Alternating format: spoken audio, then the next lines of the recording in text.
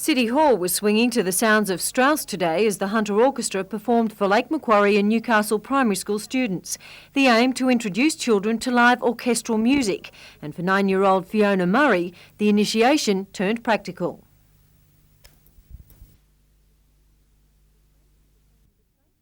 But faced with a funding shortage, the continuation of concerts like these is threatened. An estimated $150,000 is needed to stage the 1994 13-concert schedule. A public appeal launched a fortnight ago has offered some relief. We're up to $30,000 at the moment, and also on merchandising. We're marketing T-shirts and those sorts of things, and we've got about $5,500 in that. Pat Callaghan says the board is also trying to organise meetings with Federal Arts Minister Michael Lee and his state counterpart Peter Collins. We do know that there has been precedent set many times for special funding, special grants, and this is what we'd like to get. So how much are you looking in special grants from them? Well, we would be asking for $100,000 in special grants. If unsuccessful, Pat says the alternative is to start cancelling concerts. Catherine Lamond, NBN News.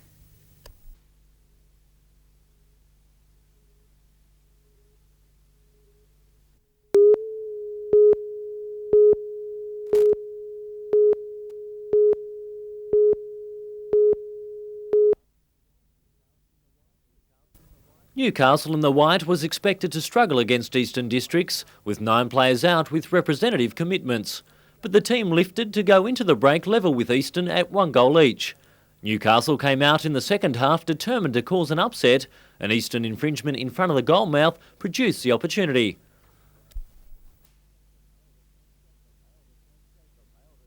The failed attempt gave Eastern a chance to grab the lead. But both sides couldn't break the last line of defence. The game finished in a 1-1 draw. In Newcastle's other game, Lithgow was too good, winning by 1-0.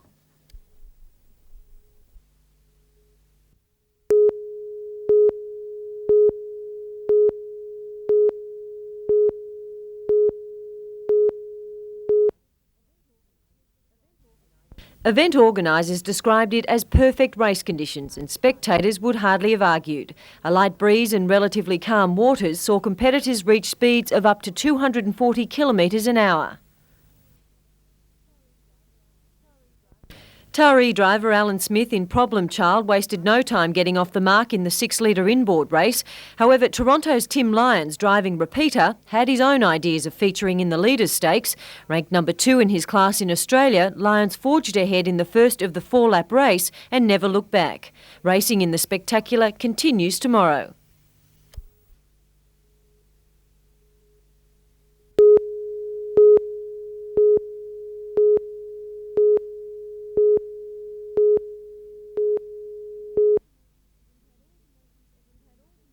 It had all the makings of a memorable clash. Traditional rivals, a record crowd of more than 4,100 and the home side hungry for victory.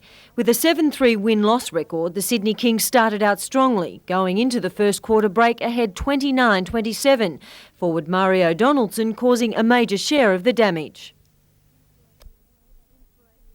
Inspirational play by captain Terry Dozier gave his side a much-needed adrenaline charge. Derek Rucker too turned up the tempo. By half-time, the home side led by 12, later extending that margin to 23 points. Sharp shooting by guard Greg Hubbard, who top-scored for the Kings with 37, kept his side in contention. Rucker was on a roll, however. He bagged 38 points, scoring just about every time he touched the ball. In the last 4 minutes, the Falcons lost Dozier and Alexander, who exceeded their foul count, and the Kings began reducing the deficit. But time was against them. The Falcons played out the clock, Rucker relishing in the 108-97 victory.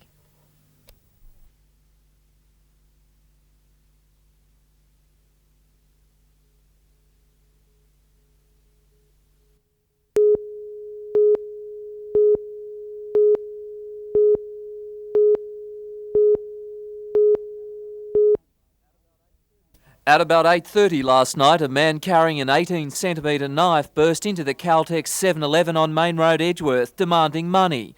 What he hadn't expected was a customer. Jason Marks was in the shop getting some food. Just saw the fella walk in, put a knife to me, and he said, "You stand there," and I just froze. The bandit threatened the attendant too and then helped himself to the cash register. In his haste, money was spilling onto the floor. He escaped with only a small amount of cash, running into more customers coming into the service station. He came out to his car and he said, "Oh, you stay here," swore at us and that. Yeah, he said, "Oh, you then he came in, jumped in his car and said, "You stay here," and took off. The teenagers noted the number plate. The car, a grey Toyota Celica, was later confirmed as stolen. The bandit and the car have not been seen since. Police have released a description of the man. He is 180 centimetres tall, 25 to 30 years old. He has brown hair and was wearing a baseball cap. He had blue track pants and shirt. Police believe there may be a link between this robbery and another at the BP at Cardiff on Saturday night. Peter Ryan, NBN News.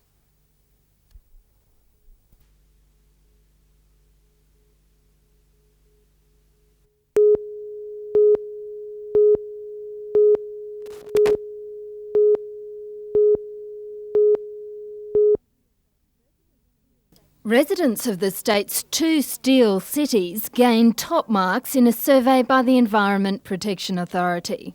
The people in Newcastle and the Hunter have had a long exposure to major development works, to environmental impact assessments, to commissions of inquiry and all the sorts of things that have raised awareness generally. Concerns about water and air quality and industrial emissions were all ranked highly by people surveyed in Newcastle. Another encouraging aspect of the survey was that Newcastle people are leading the way in becoming more environmentally friendly. Particular attention is being paid to water conservation, composting and the disposal of chemicals. The survey also found that in the next decade, the environment will become the most important issue in the state. They might be concerned about the economy or they might be concerned about unemployment, but neither the economy nor employment are going to be very good if we don't look after the environment. Brian Gilligan says the survey results will be used to increase awareness about the environment. Jane Anderson, NBN News.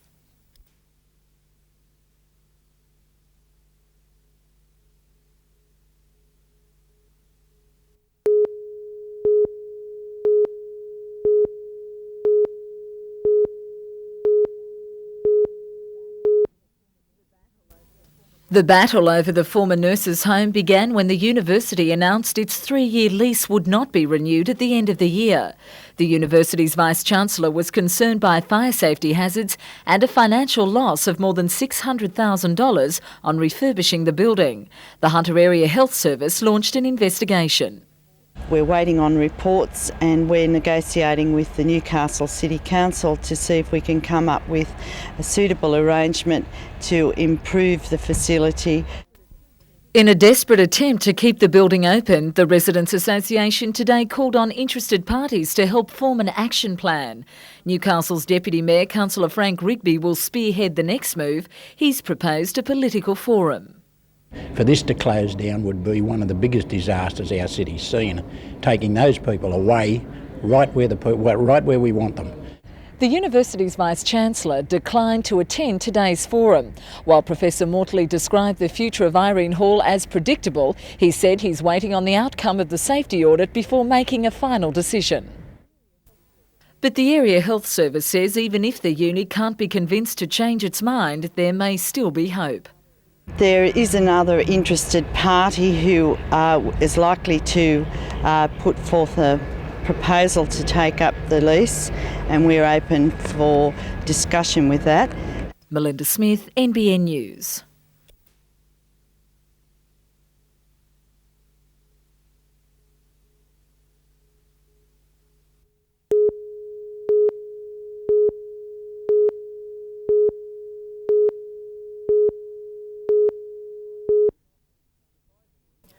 Surprisingly, not all councillors are for the idea to be discussed at the Newcastle Council meeting tonight. Greens councillor John Sutton says it's unfair, especially when Newcastle residents are being told to cop a 1.5% increase in rates. think it's a bit rough that on the same night that you're asking ratepayers to increase their rates by $10, at the same time councillors are trying to get more money? Well, I think that's exactly the problem. In many ways, the debates about the rate rise and the debates about budget expenditures are still too separate for my liking. They should be linked. Frank Rigby disagrees. He believes $5,000 would hardly cover expenses in his role as a councillor. Alderman's allowance is long overdue, and it's nowhere near. It does not even give them the money what they spend on being an alderman. Also on the agenda tonight is another recommendation by the Remuneration Tribunal for Lord Mayor John McNaughton's allowance to remain at $63,000. Do you think you deserve to have it retained? Well, it's an allowance, not a wage, which is a very key difference. And yes, I think it's a fair thing. Both recommendations by the Remuneration Tribunal are expected to be passed tonight. The new allowances for councillors will come into effect in the next financial year. Jason Neuenhoff, NBN News.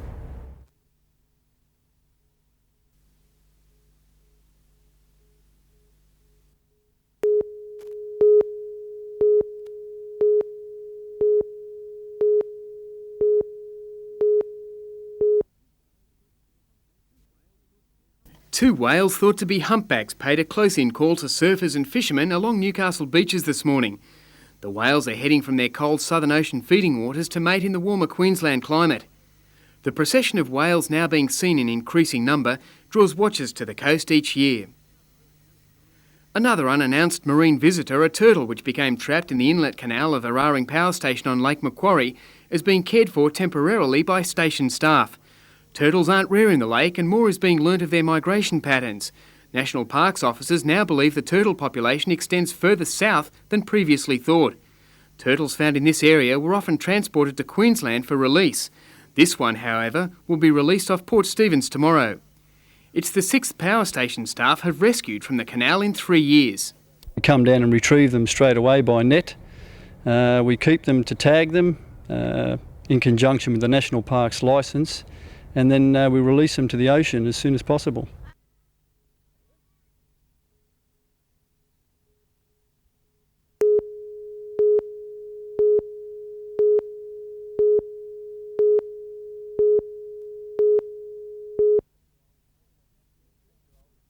"16-year-old Amanda Hector is going headfirst into world swimming." The Waratah teenager was just named swimmer of the meet at the Winter Northern Districts Championships with 11 gold medals from 11 starts. In 2 weeks she leaves for Germany with the state team, but she's looking further ahead to the Atlanta Olympics. Definitely Olympics, 96 Olympics, maybe 2000, but at the moment it's just 96. Keeping an expert eye on her, coach Donna Proctor, an Olympian and Commonwealth Games champion herself. Donna knows this sport is about hard work. After about a 2K warm-up, you're going to go a heart rate set this afternoon. I want you to keep your heart rate about 10 off max for the whole set. Amanda gets out of bed at 4:30 in the morning 6 days a week. Over those 6 days, she swims 72 kilometres. She left school last year to train full-time. If determination means anything, she's destined for great things.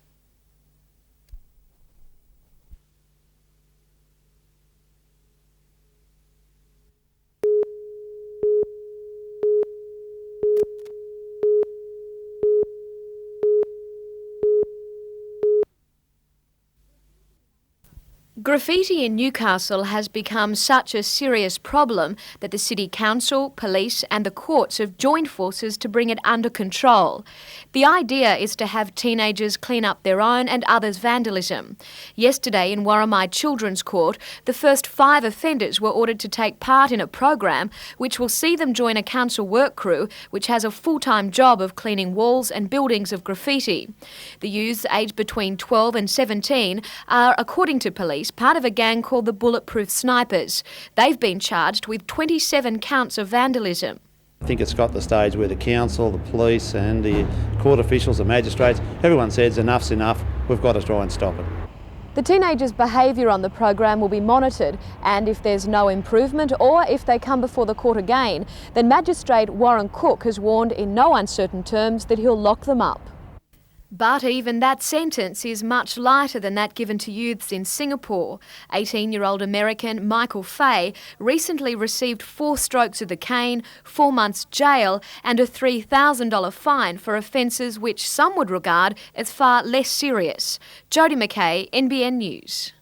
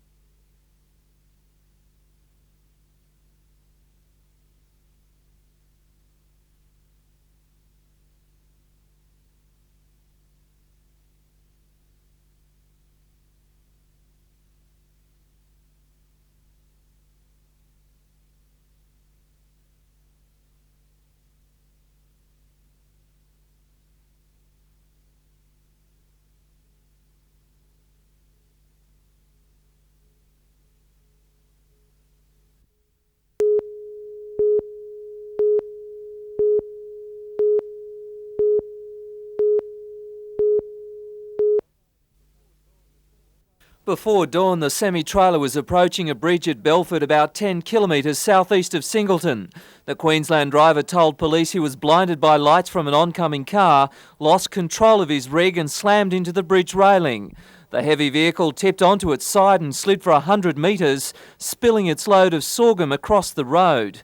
The impact of the crash tore wheels off the prime mover. The 32-year-old driver was taken to hospital with minor cuts and bruises. The wreckage blocked both lanes of the highway for 7 hours. Traffic was diverted through Lower Belford, an additional 20-minute trip. Water tankers were called in to damp down the road. Crews worked all morning to clear the area. It was reopened just after midday. Engineers are assessing the damage to the bridge. Peter Ryan, NBN News.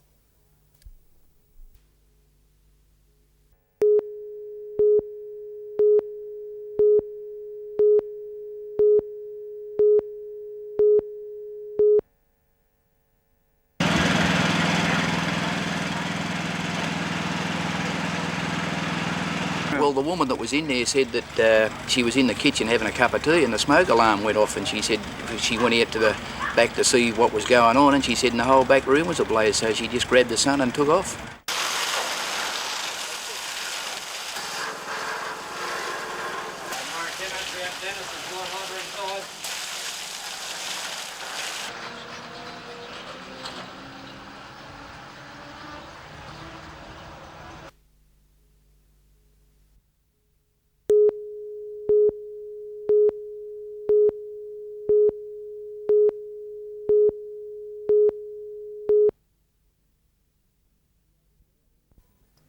With the focus on improving the overall health of young people, 4 areas have been identified. A rural adolescent self-harm surveillance program. Muswellbrook Community Health will coordinate a living skills health education scheme for homeless youth. A youth health nurse will concentrate on health promotion, while pregnant young women and mothers will benefit from special education and support programs. The Self-Harm Surveillance Initiative will involve the setting up of a database to record the number of suicide attempts of youths aged between 12 and 24 living in the Hunter, Lower North Coast and the western region of the state. It's hoped such a register will help reveal some of the reasons why young people are attempting to take their own lives, as well as develop educational and counselling support for rural health and community workers.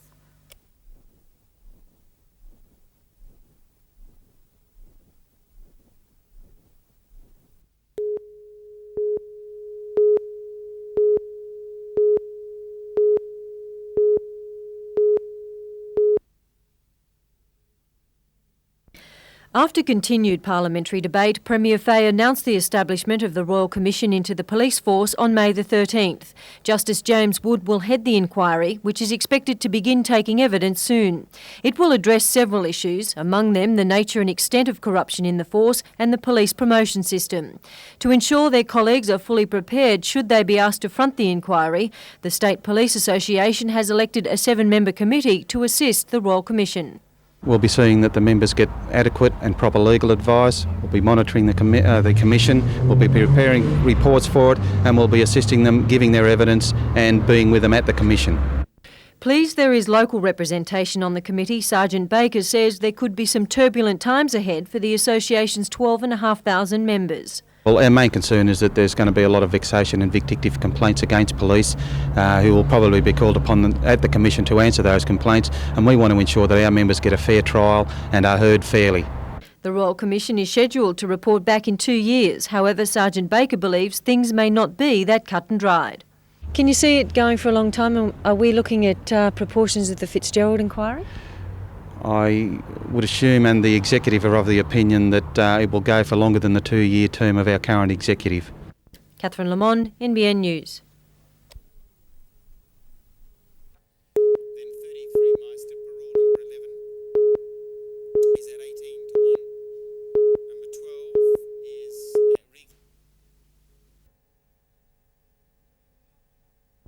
It was a relaxed Falcon side at Pelican Airport this afternoon, the team still riding high following the weekend's morale-boosting win over the Sydney Kings. While undoubtedly the boys will be keen to get on court and stretch their legs after travelling in a plane hardly custom-made for basketballers, Captain Terry Dozier was keeping his feet firmly on the ground about tomorrow night's clash against bottom of the ladder side, the Townsville Suns. This year they're improving a lot with the addition of their point guard now. And they narrowly missed some games, so we can't go up there thinking that it's going to be an easy walk. We're going to go out there with the same intensity we had the last 2 ball games. The following night, Newcastle plays league leaders Brisbane Bullets. The Queenslanders accounted for Newcastle in last year's playoffs and are currently on a 5 straight games winning streak. They are very aggressive, and on their home court they're very tough, and they're in form as well. On their departure, the Falcons received news Brisbane Bullets dynamos Shane Heal and Robert Sibley won't take the court due to suspension. It depletes their lineup a little bit, but as talented as they are, they have some very talented guards that can come in and fill. 2 wins away could see the Falcons placed in the top 8 on the ladder. Catherine Lamond, NBN News.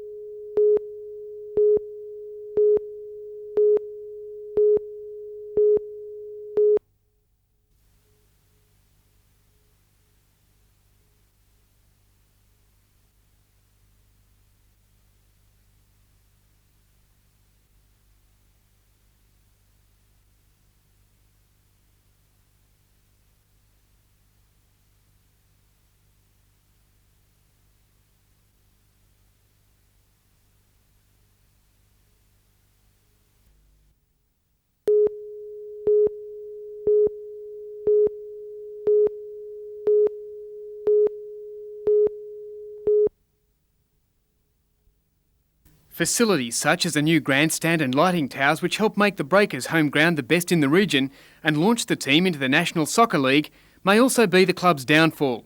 The club is unable to service a $2.5 million debt, and today members decided to try to sell the complex and ground on a leaseback arrangement. We're looking at forming a consortium of private people to run the club or to take over the purchase of the club, and then, like Pat's indicated, back on a leaseback arrangement to the club. We've seen Newcastle KB go down the chute, and in a city like this you don't want to see other clubs going. You don't want to see other clubs doing the same thing, we want to see this club go on forever. Be the best club in Australia. Last drinks haven't been called yet, but the club has just 2 weeks to find a buyer. A plea has gone out for a private sector rescue package. Definitely crunch time. If it doesn't happen in 2 or 3 weeks' time, the doors of the club will definitely be closed. Despite its problems, the club is determined to keep a soccer team on the field. We've already been accepted to the National League. The draw was put in front of us at a meeting in Sydney yesterday. So we are in the National League for the 1994-5 season, and we hope to continue in that.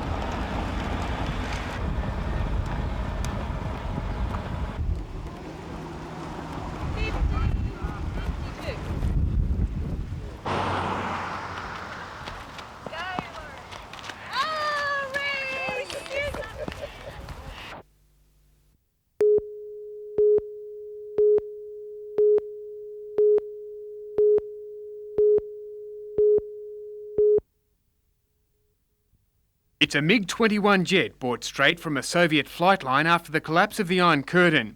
As boys and their toys go, this one's a doozy. Similar jets are still operational frontline fighters in about 20 countries of the world. And I guess it's the old story a bit, he who dies with the most toys wins, you know. It was on show at the Fighter World Museum at Williamtown Air Base. Engineers say that for all its fearsome looks, the MiG is a pretty Bob Basic design, somewhat similar to a good old Holden. But who'd want the fuel bill? $5,000 will buy you an hour as a real weekend warrior.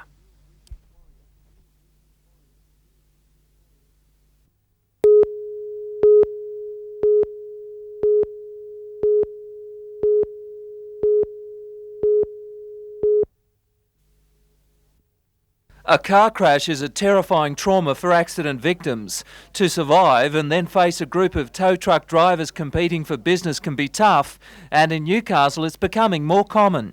Well, it's getting serious. It's in the early stages, but if we don't sort of get together and try and come up with a system that everybody's happy with, it's just going to snowball. Today, police met with about 20 tow truck operators from the Hamilton and Mayfield district to work out guidelines before the situation worsens, leading to fines of up to $10,000 and even jail terms. There have been a couple of incidents of arguments between tow truck drivers at the scenes of accidents. That concerned us. The tow operators want to clean up the industry. The law says if one driver is engaged to carry out a tow at a crash site, the other drivers must immediately move on. Drivers say there are just too many operators for the work. One way out to bring in a roster system. Next month, another meeting has been called bringing in operators from across Newcastle. The police say they're impressed with the commitment within the industry. Peter Ryan, NBN News.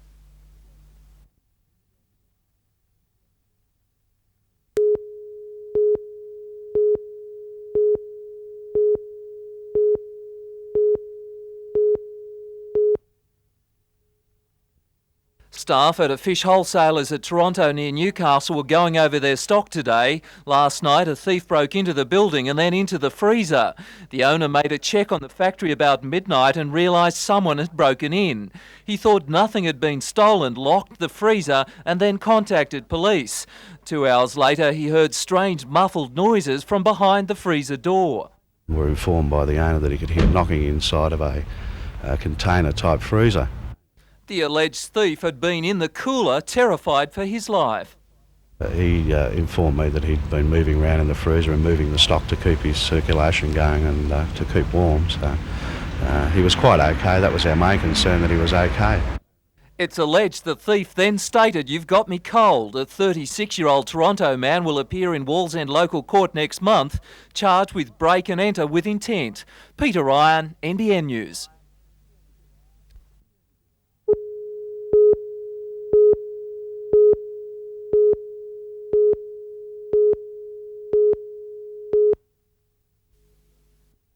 What could be safer than getting a haircut? According to the Public Health Unit, in this AIDS era, it's something in which we should take great care. A survey of hairdressers in the Hunter Valley found less than 1% were following rules set out in the skin penetration guidelines. The hairdressers did not know how to handle instruments that were accidentally contaminated with blood or blood products. Implements like scissors have to be thoroughly cleaned before and after use. They should be rinsed with cold water, then washed with hot water and soap. If contaminated with blood or tissue, they should be disinfected for 20 minutes in 2% glutaraldehyde. The Public Health Unit says there is no need to panic. Next time you're getting a haircut, ask the person who's cutting your hair if he or she is aware of and complies with the new regulations. If the answer is no, get yourself another hairdresser. The chances of catching an infection are remote, so I would not panic. But there is that potential always there. The Public Health Unit is hoping that hairdressers will take notice and get up to date in fighting the spread of disease.